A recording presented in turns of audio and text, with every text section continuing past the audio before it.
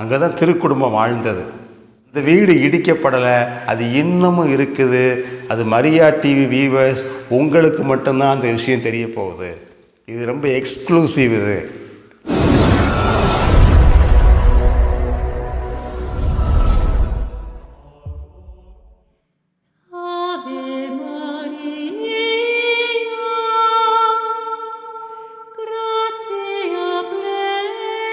தந்தை மகன் தூய ஆவியின் திருப்பெயராலே ஆமென். பரலோகத்தில் இருக்கிற எங்கள் பிதாவே, உம்முடைய நாமம் அர்ச்சிக்கப்படுவதாக. உம்முடைய ராஜ்யம் வருக.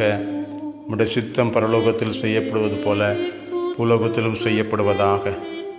எங்கள் அனுதின உணவை எங்களுக்கு அளித்திரளும். எங்களுக்கு தீமை செய்கிறவர்களை நாங்கள் பொறுப்பது போல எங்கள் பாவங்களையும் பொறுத்திரளும்.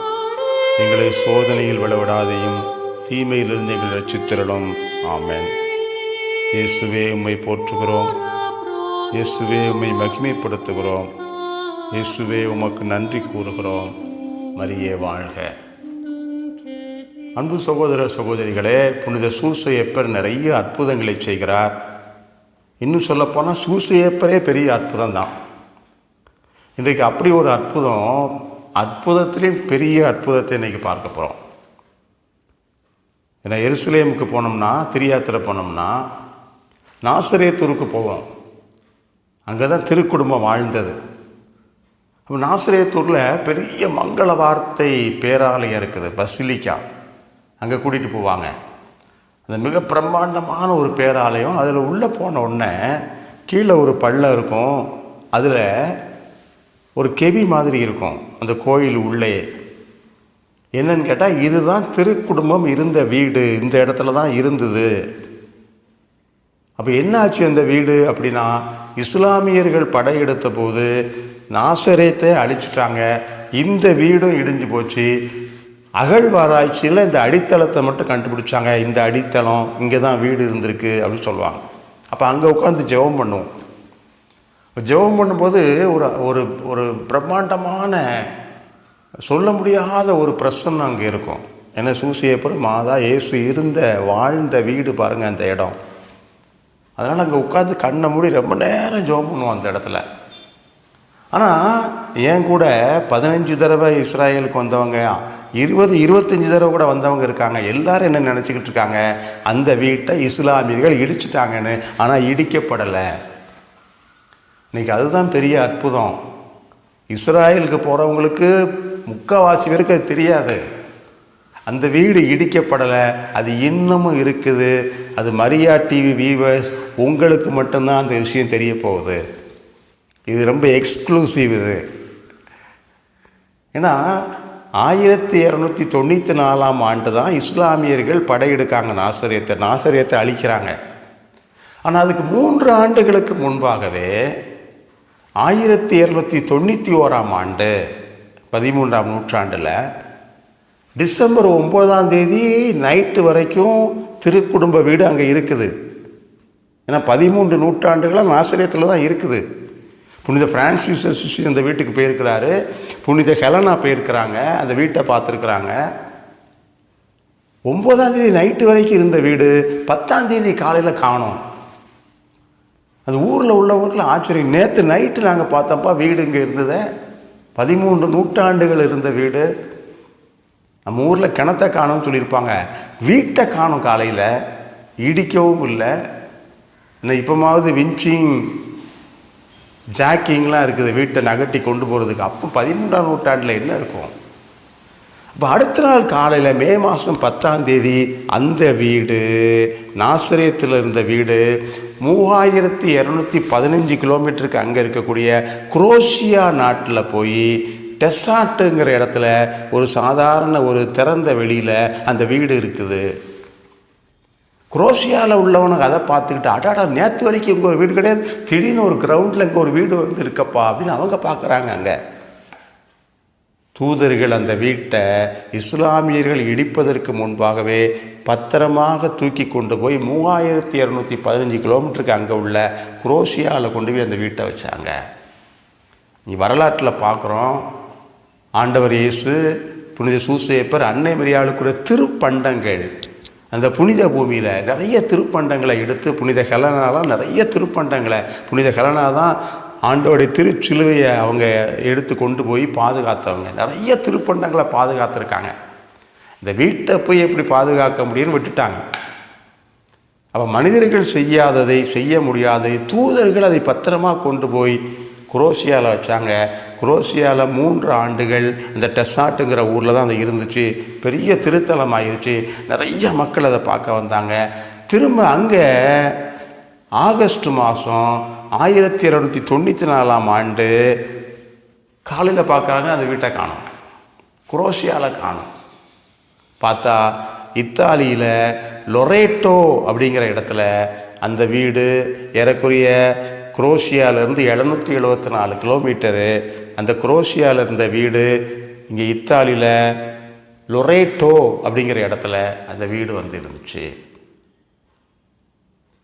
அப்போது புனித பூமியில் இருந்த வீடு, அடுத்த புனித பூமி எது? எங்கே திருத்தந்தை இருக்கிறாரோ, எங்கே கத்தோலிக்க திருச்சபையின் தலைமை இருக்கிறதோ அந்த நாட்டில் அந்த பூமியில் போய் வைக்கணும்னு தூதர்கள் அதை பத்திரமா கொண்டு வந்து 1295ஆம் ஆண்டு டிசம்பர் மாதம் லொரேட்டா என்கிற இடத்துல அந்த புனித வீட்டை கொண்டு வந்து தூதர்கள் வச்சுட்டாங்க. நிறைய அற்புதங்கள் நடக்குதுங்க. அப்போ இந்த புனித வீடு தானா? இது எப்படி நாசரேத்திலிருந்து ஐரோப்பாவில் இருக்க இத்தாலி லொரேட்டாவுக்கு எப்படி வரும்? அதான் புனித ஜான் ஹென்றி நியூமேன் அவர் சொல்வார், நோவாவை ஒரு பேழை செய்ய சொல்லி அந்த பேழைக்குள்ளே உலகத்தில் இருக்கிற உயிரினங்களை பூரா அதுக்குள்ளே வச்சு பத்திரமாக இந்த உலகத்தை காத்த தெய்வம், 40 ஆண்டுகள் பாலைவனத்தில் இஸ்ராயேல் மக்கள் லட்சக்கணக்கான மக்களை இரவும் பகலும் பராமரித்து வழிநடத்திய தெய்வம், எலியாவை உயிரோடே எடுத்துக்கொண்ட தெய்வம், நம்பிக்கை இருந்தால் மலையும் கூட பெயர்ந்து விழும் என்று சொன்ன தெய்வம், ஸ்தேவானையும் சாமுவேலையும் எருசலேமை விட்டு வெளியே தூக்கி சென்ற அந்த ஆண்டவர் நிச்சயமாக இதேபோல் அற்புதத்தை செய்ய வல்லவர், அவர் செய்திருக்கிறார் என்று சொன்னார். அப்போ உண்மையிலேயே இந்த வீடு திருக்குடும்ப வீடு தானா? நான் ஏற்கனவே சொல்லியிருக்கேன், திருச்சபையில் எதனாலும் மூட நம்பிக்கை ஏற்றுக்கிட மாட்டாங்க. அறிவியல் பூர்வமாக ஆராய்ச்சி செய்த பின்னால் தான் ஏற்றுக்கொள்வாங்க. ஆனால் கத்தோலிக்க திருச்சபையில் பாருங்கள், தோண்ட தோண்ட தோண்ட தோண்ட நிறைய அற்புதங்கள், நிறைய அருள் வளங்க இங்கே இருக்குங்க. இந்த பெந்தகோஸ்தக்காரங்களை பார்த்தா பாவமாக இருக்குது. ஒரு பைபிளை மட்டும் வச்சுக்கிட்டு பாவம் பரிதாபமாக இருக்கிறாங்க. எவ்வளோ விஷயங்கள் நம்ம திருச்சபையில் இருக்குது தெரியுமா? அப்போ திருச்சபை என்ன சொன்னது? 1296ஆம் ஆண்டு ஒரு 16 பேரை கமிட்டியாக போட்டு, இது திருக்குடும்ப புனித வீடு தானா, இதை நீங்கள் சோதனை பண்ணி உண்மை கண்டுபிடிச்சி சொல்லுங்கன்னு சொன்னாங்க.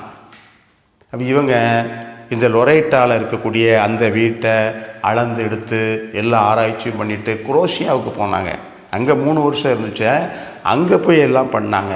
திரும்ப நாசரேத்துக்கு போனாங்க. இந்த 3 இடத்திலும் அதை அளந்து எல்லா ஆராய்ச்சிகளும் பண்ணி முடித்து அந்த கமிட்டி கொடுத்தாங்க. இது கணக்கச்சிதமாக நாசரேத்திலிருந்து அதே வீடு தான் சொன்னாங்க. அப்புறம் சில நூற்றாண்டுகளுக்கு பின்னாடி வேதியியல் ஆராய்ச்சி, கெமிக்கல் அனாலிசிஸ் பண்ணாங்க.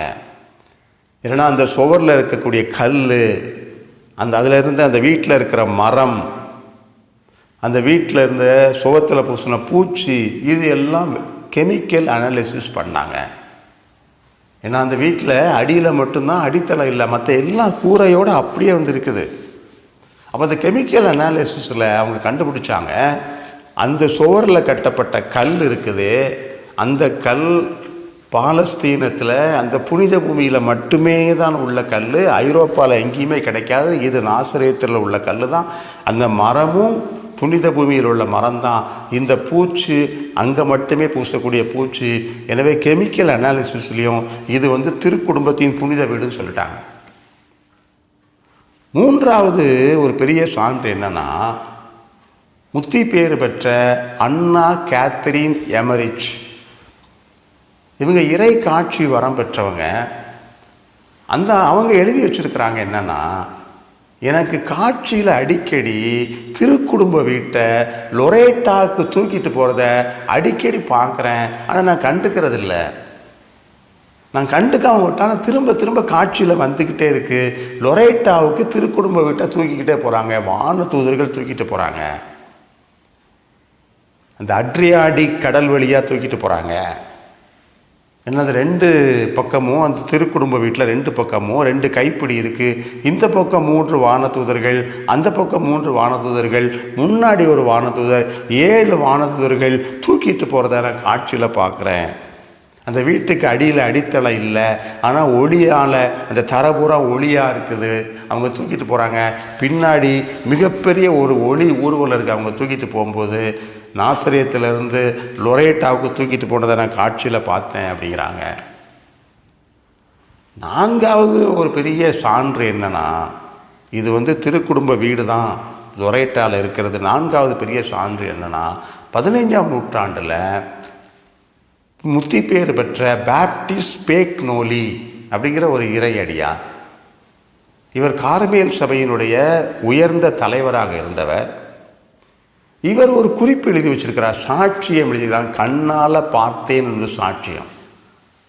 ஜூலை மாதம் 16ஆம் தேதி 1489ஆம் ஆண்டில் இந்த புனித வீட்டுக்கு, ஏன்னா அந்த புனித வீட்டை சுற்றி பெரிய ஒரு பேராலயம் கட்டியிருக்கிறாங்க லொரேட்டாவில். நிறைய நோயாளிகள் வராங்க, சுகமாகறாங்க. 15ஆம் நூற்றாண்டில் 2 திருத்தந்தையர் அங்கே போய் அவங்க நோய் சுகமாகி அற்புதம் நடந்திருக்கு. அதனால் உலகம் பூரா அங்கே வராங்க, லொரேட்டாவுக்கு வராங்க. அன்றைக்கு அவர் சொன்னார், ஜூலை 16 அந்த தேதியில் பிரான்ஸ் நாட்டிலேருந்து அந்தோனியா அப்படிங்கிற ஒரு அம்மா, அவங்க வீட்டுக்காரர் அவங்கள கூட்டிகிட்டு வந்திருக்கார். அப்போது இந்த கார்மேல் சபை தலைவர் அங்கே இருக்கிறார். அந்த அம்மாவுக்கு பேய் பிடிச்சிருக்குது. எங்கெல்லாமோ போய் பார்த்துருக்காங்க, ஒன்றும் சரியாகலை. நீங்கள் லொரேட்டாவுக்கு போங்க சுகமாகும்னு சொன்னதுனால பிரான்ஸ்லேருந்து இத்தாலிக்கு வந்திருக்கிறார், இந்த கோயிலுக்கு வந்திருக்கிறார். அப்போ அங்கே ஸ்டீவன் ஒரு ஃபாதர், அவர் இந்த அம்மாவுக்காக ஜெபிக்கிறாரு. இப்போ ஜெபிக்கும்போது அந்த அம்மாவுக்குள்ளே இருந்த பேய்களில் ஒரு பேய் சத்தம் போடுது. அந்த பேய் சொல்லுது, மாசில்லா குழந்தைகளை கொன்னதுக்கு நான் தான் காரணம், அந்த மாசில்லா குழந்தைகளை கொல்ல சொல்லி தூண்டுனது நான் தான் அப்படின்னு சொல்லி ஒரு பேய் பேசுது. அப்போ அந்த ஃபாதர் கேட்குறாரு, நீ சொன்ன கதைலாம் இருக்கட்டும், இப்போ நான் கேட்குற கேள்விக்கு பதில் சொல்லு, இந்த வீடு திருக்குடும்ப வீடு தானா, உண்மையை சொல்லு அப்படின்னு கேட்குறாரு அந்த பேய்கிட்ட. அது சொல்ல மாட்டேங்குது. ஆனால் ஃபாதர் ஸ்டீவன் கேட்குறாரு, அந்த முத்தி பேர் பெற்ற பேப்டிஸ்ட் ஸ்பேக்னோலி எழுதுகிறாரு, அன்னை மரியாள் கட்டளை இட்டதனால் வேறு வழி இல்லாமல் அந்த பேய் சொல்லுது, இதுதான் திருக்குடும்ப இருந்த வீடு, உண்மைதான் அப்படி சொன்னது மட்டும் இல்லாமல் அந்த வீட்டுக்குள்ளே போய் கபிரியேல் வானதூதர் எந்த இடத்துல காட்சி கொடுத்தாரு, அப்போ மாதா எங்கே இருந்தாங்க, அந்த வீட்டுக்குள்ளே நடந்ததெல்லாம் அந்த பேய் சொன்னதுக்கப்புறம் அவர்களுக்கு உறுதியானது, இது திருக்குடும்ப வீடு தான். மிகப்பெரிய அற்புதங்க. கடவுளுடைய பராமரிப்பு பாதுகாப்பை பார்த்தீங்கன்னா, திட்டத்தை பார்த்தீங்கன்னா அற்புதம் அற்புதம் அற்புதம். ஆயிரக்கணக்கான புனிதர்கள் அந்த வீட்டுக்கு போய், அந்த புனித வீட்டுக்கு போய் நிறைய வேண்டுதல் வச்சுருக்கிறாங்க, ஜெபிச்சிருக்கிறாங்க, சந்திச்சிருக்கிறாங்க.